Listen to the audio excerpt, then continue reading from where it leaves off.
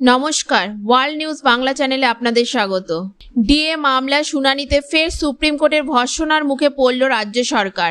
বকেয়া ডিএর অন্তত 25% মেটানোর আগের নির্দেশ পালন না করায় শীর্ষ আদালত এবার সরকারকে মহাজন বলে আখ্যা দিল। বিচারপতি সঞ্জয় করল মন্তব্য করেন, আপনারা যে কোনো পরিমাণ ডিএ দিতে পারেন, কিন্তু প্লিজ দিন আপনাদের ক্লায়েন্টকে অর্থাৎ রাজ্য সরকারকে বলুন।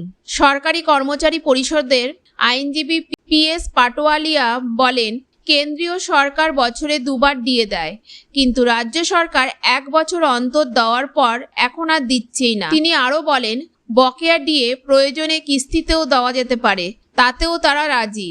অন্যদিকে কনফেডারেশনের আইনজীবী বিকাশ রঞ্জন ভট্টাচার্য বলেন, 2009 সালের রোপা রুল অনুযায়ী ডিএ দেওয়ার বিষয়টি স্পষ্ট।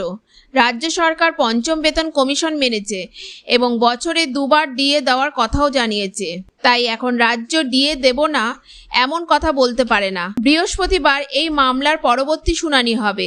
সেখানে সব পক্ষকে 10 মিনিট করে সময় দেওয়া হবে। রাজ্য সরকারি কর্মচারীদের আইনজীবীরা বলছেন, all India consumer price index অর্থাৎ AICPI মেনে ডিএ দেওয়া উচিত এবং রোপা রুলস 2009 অনুযায়ী ডিএ সময় মতো দিতে হবে, কিন্তু রাজ্য তা মানছে না, ফলে বৈষম্য সৃষ্টি হচ্ছে।